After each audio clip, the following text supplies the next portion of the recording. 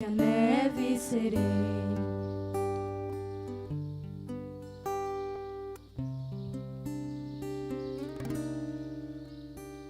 Vamos estar orando ao Senhor nessa hora.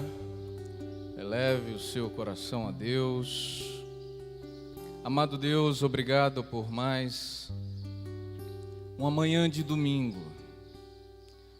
Obrigado, Senhor Deus, pela tua bondade, pelo teu amor constante.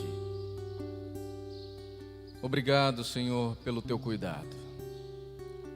Senhor Deus, te peço que esteja visitando a multidão de todos aqueles que se encontram enfermos, não só por essa enfermidade, Senhor, do Covid, mas por todas as outras que continuam existindo. Visita a casa de cada pessoa, Senhor Deus, que está enferma nessa hora. Que venha sobre elas a bênção da saúde e sejam restauradas em nome de Jesus. Consola, Senhor, os corações daqueles que perderam algum ente querido, Senhor, nesse tempo de pandemia, pelo Covid e por tantas outras também que ainda existem. Amado Pai, em nome de Jesus, o teu Filho, eu te peço que envies o teu Santo Espírito e venhas fazer nessa hora bem-aventuradas as palavras da minha boca e o meditar do meu coração diante da tua face. Ó Senhor, rocha minha e redentor meu. Amém. Evangelho segundo São Mateus, capítulo 5, dos versos 6 ao 8, temos a seguinte escritura: Bem-aventurados os que têm fome e sede de justiça, porque serão fartos. Bem-aventurados os misericordiosos, porque alcançarão misericórdia. Bem-aventurados os limpos de coração, porque verão a Deus. Evangelho do Senhor, louvado sejas, ó Cristo. Queridos, nós vamos dar, após a pausa do domingo do Dias das Mães, continuidade a essa série de sermões sobre as bem-aventuranças. E nesse segundo bloco de 3 bem-aventuranças que nós estamos fazendo hoje, nós vamos perceber uma coisa, que aqui nós estamos olhando em direção a outra pessoa.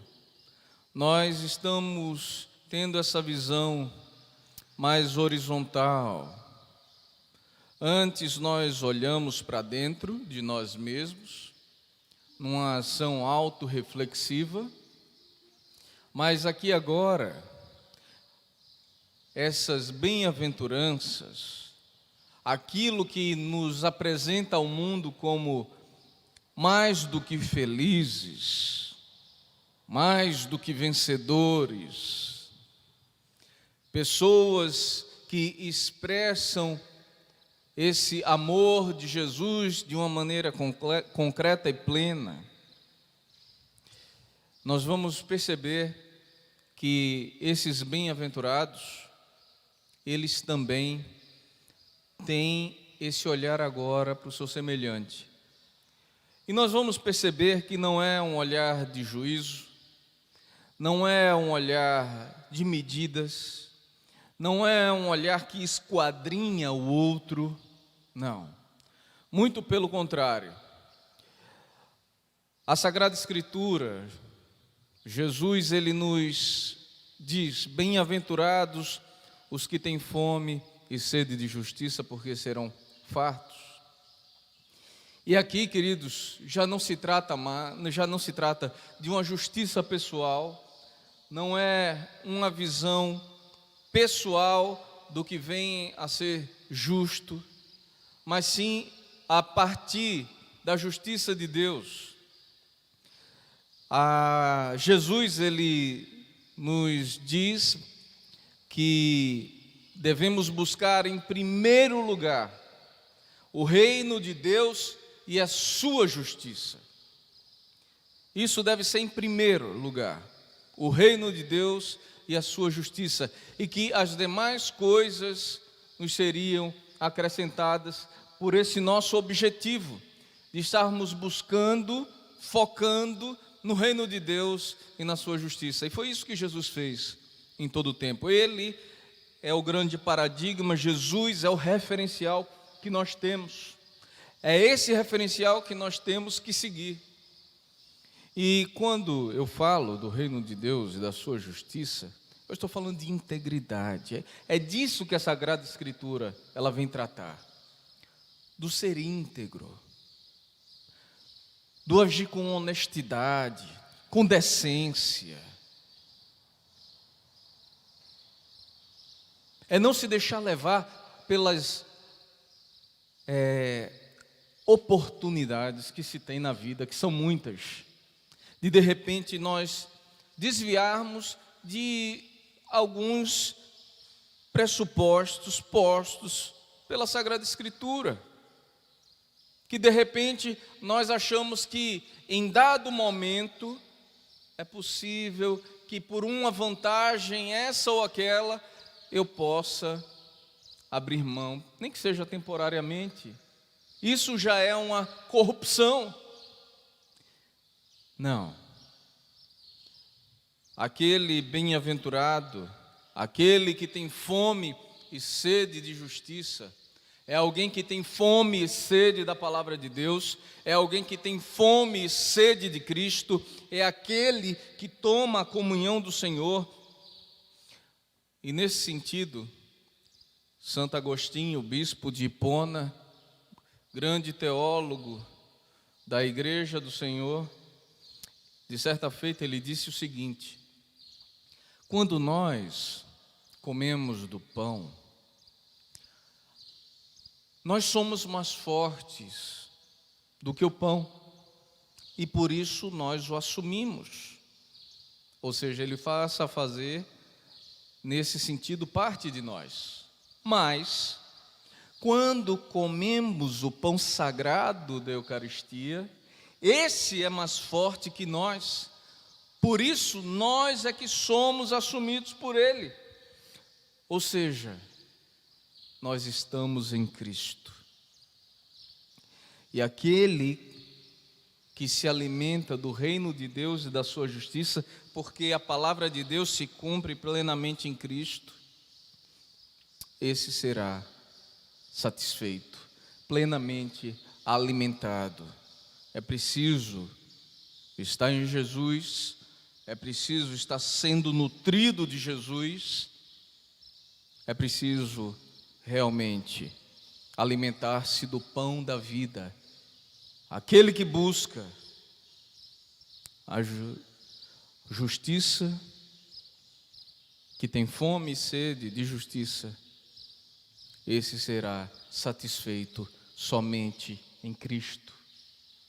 Por isso é bem-aventurado, não é a justiça pessoal, é a busca, sim, da integridade, é a busca desse referencial que é Jesus.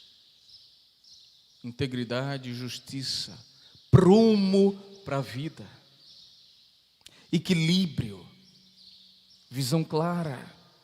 Aquele que consegue contemplar o mundo com os olhos de Cristo tem uma visão totalmente diferente de mundo. Ele age em direção ao outro, como Jesus agiria. Ele, por consequência, alcança um coração misericordioso. E aí nós entramos nessa outra bem-aventurança, que também olha para o outro, que é bem-aventurados os misericordiosos, porque eles alcançarão a misericórdia. Misericórdia, coração humilde. É isso que quer dizer misericórdia. Deus, ainda sendo Deus, pleno de toda a sua glória, tem um coração misericordioso, tem um coração humilde, tem um coração longânimo. Bem-aventurados os misericordiosos, porque alcançarão misericórdia. Aquele que é misericordioso é aquele que encontra esse coração humilde.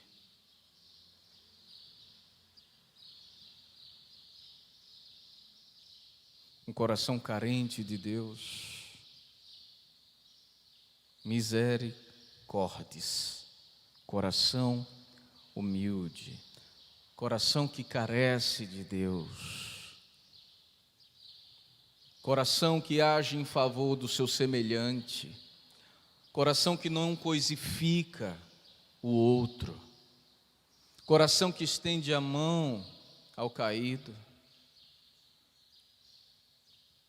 É assim que é a vida daquele que é misericordioso. Eu lembro da Escritura quando diz: lança o teu pão sobre as águas e depois de muitos dias voltará para vós. É aquele que dá, entrega perdão, amor, acolhimento, sustento, sem esperar contrapartida, mas inevitavelmente,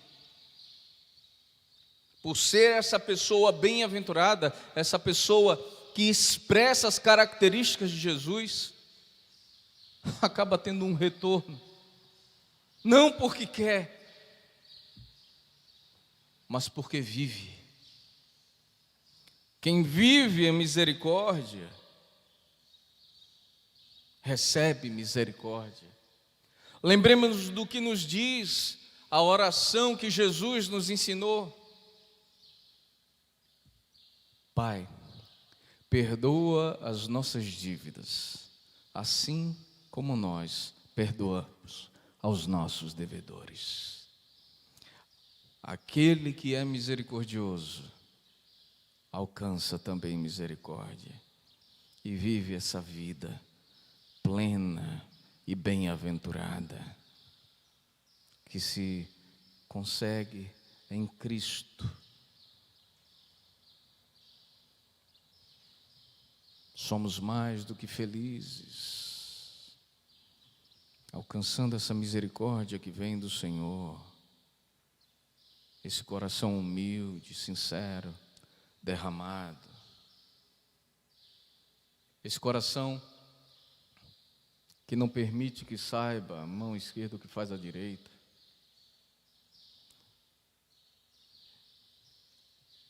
Esse coração que pela causa de Jesus, e eu volto a dizer, a causa de Jesus é capaz de dar outra face, andar ao segundo estádio.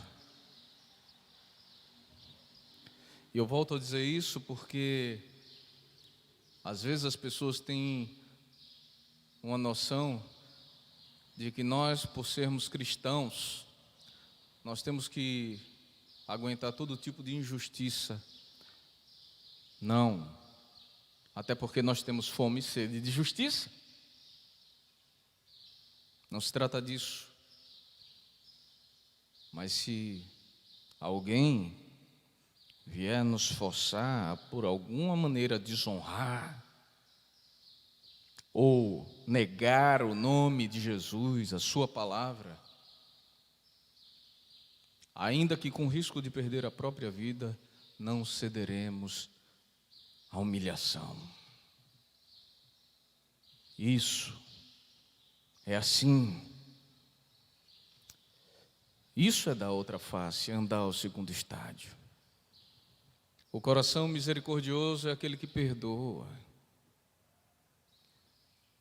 Eu acho que um dos grandes problemas, eu tenho percebido isso, dessa geração, sobretudo de cristãos, é um coração endurecido,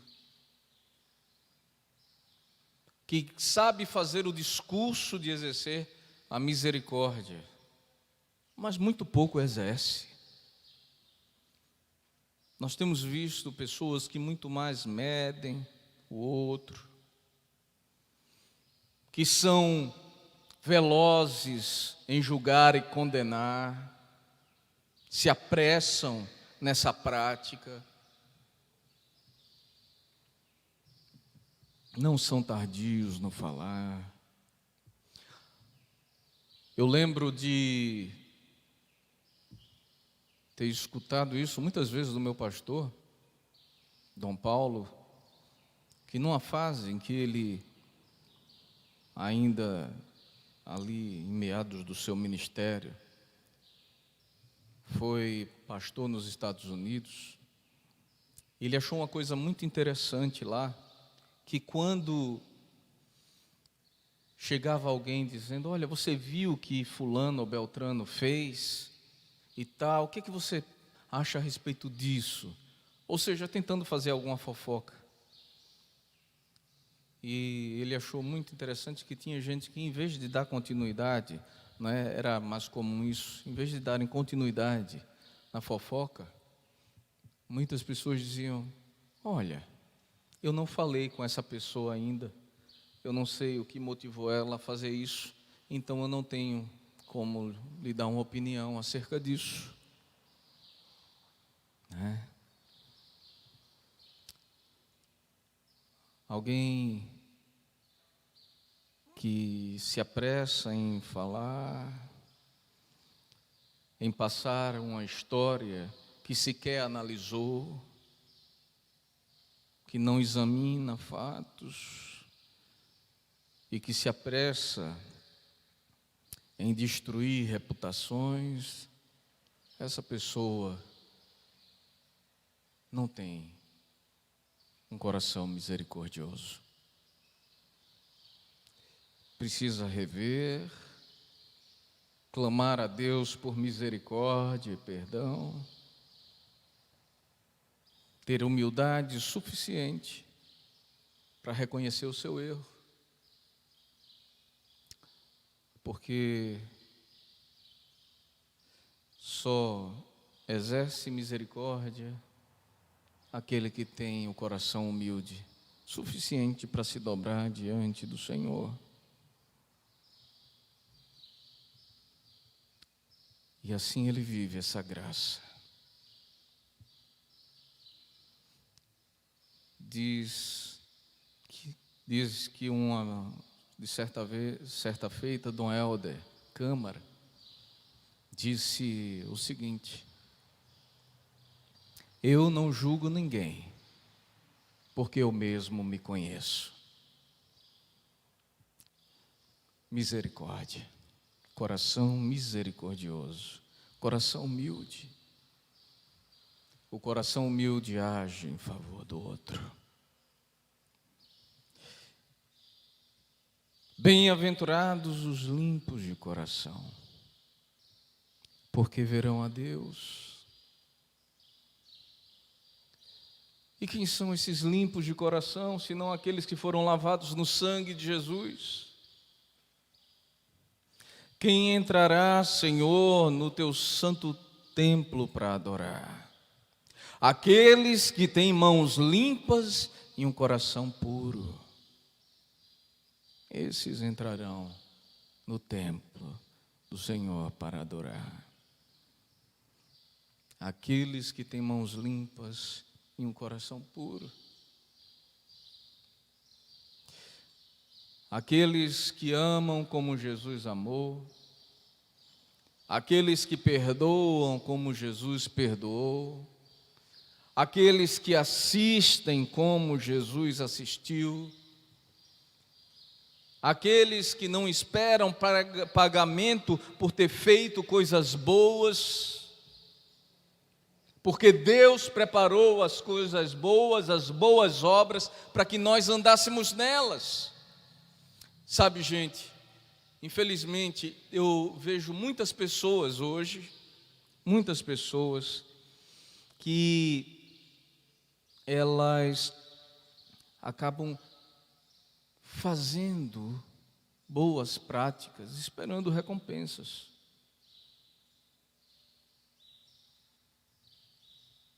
A gente não tem que esperar. Esperando muito obrigado. É outra coisa que eu aprendi com o meu pastor desde cedo. Não espere agradecimento de ninguém por algo bom que você tenha feito. É bom a gente ouvir um obrigado. É bom, é até parte da educação. Mas a gente não tem que esperar isso de ninguém. Porque se somos bem-aventurados, nós fazemos por Cristo. É o nosso amor secreto. É aquilo que vai dentro e que mostra, manifesta Jesus por nossas obras. E assim Ele é manifesto a todas as pessoas. Porque aquele que tem um coração limpo é aquele que foi lavado no sangue de Jesus e foi purificado, não por um mérito pessoal. Ele não alcançou um coração limpo porque ele se limpou, mas porque foi limpo pelo sangue de Jesus vertido na cruz. Mais do que feliz, salvo, alvo da graça. E sai então pelo mundo como veículo da bênção de Deus na vida das pessoas. É aquela pessoa que quando o mundo todo parece que vai desabar, é aquela pessoa que quando o outro diz, meu mundo caiu, corre atrás dela. Sabe? Você que um dia entregou a sua vida a Jesus, você que consegue perceber evidências das bem-aventuranças na sua vida, você agora vai concordar comigo. E eu quero até pedir uma coisa a você, que nessa hora me escuta, que lá nos comentários você coloque um testemunho, se isso aconteceu ou não. Porque agora quem duvida sou eu. Duvido que não tenha acontecido na vida de alguém isso que eu vou dizer. Se você é esse bem-aventurado, tem o coração limpo. Jesus ele falou o seguinte: não se pode esconder a cidade edificada sobre o monte. Não se pode. Jesus disse: ninguém acende uma candeia para colocar debaixo do alqueire, mas num velador, num lugar alto, onde ilumina todos que estão na casa. E aí ele diz que assim brilhe a vossa luz, para que os homens vendo as vossas boas obras, glorifiquem a vosso Pai que está nos céus. Que brilhe a vossa luz. A luz que nos alumia é a luz de Cristo. Ele é a fonte da nossa luminosidade. Se a luz que temos em nós é nossa, então são trevas, não é luz. Porque temos naturalmente uma natureza caída. Mas aquele que está ligado a Cristo, aquele que faz sem esperar retorno, aquele que exerce a misericórdia, aquele que age em favor do outro sem esperar recompensa,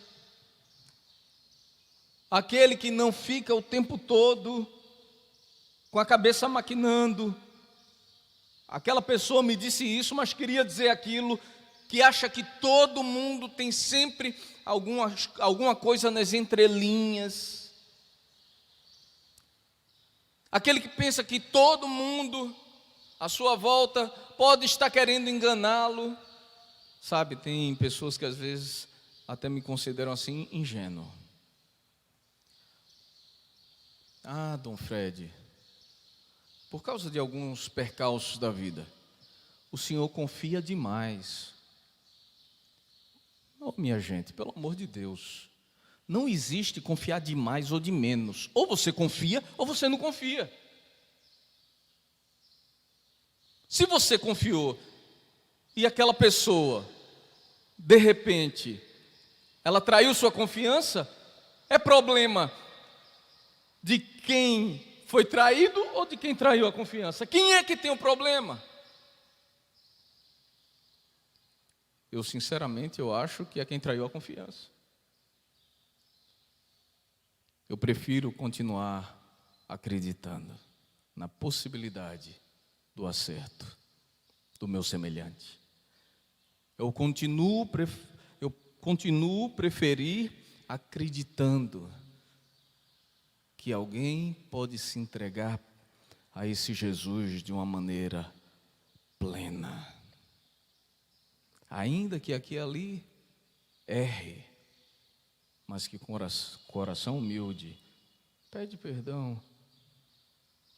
E quantas vezes isso não já aconteceu? Como é bom ver vidas restauradas, né? Mas o que eu quero que você possa dizer aí é: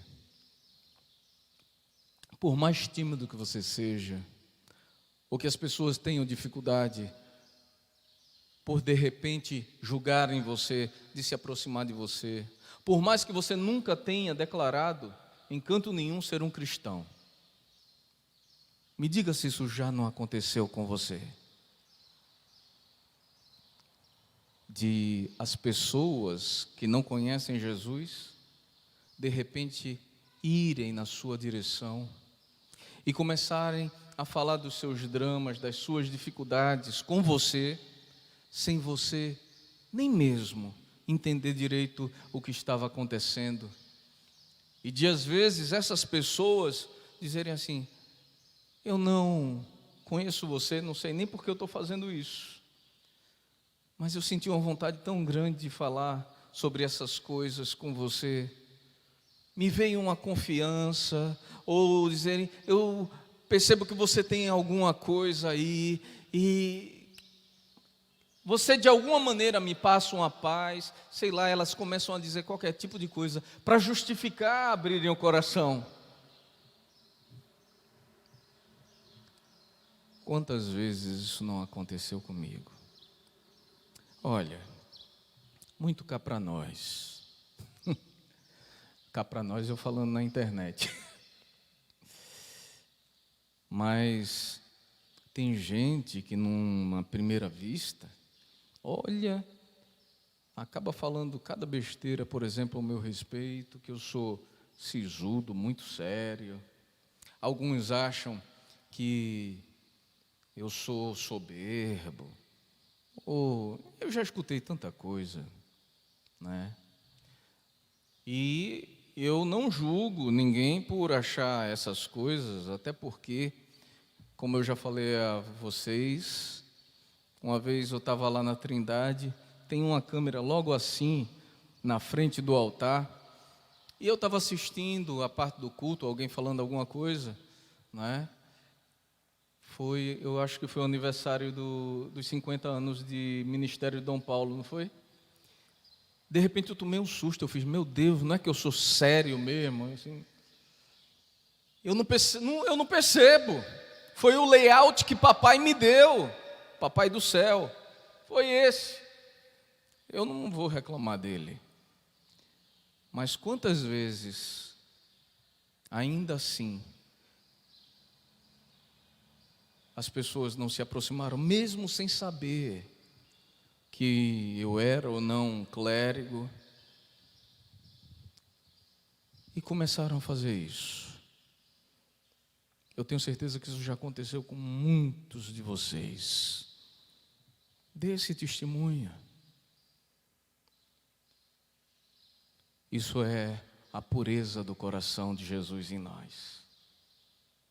É a luz de Cristo brilhando através do seu povo. É isso que acontece quando a gente se permite ser veículo dessa graça do Senhor, ser limpo de coração, é ser alguém que é purificado todos os dias.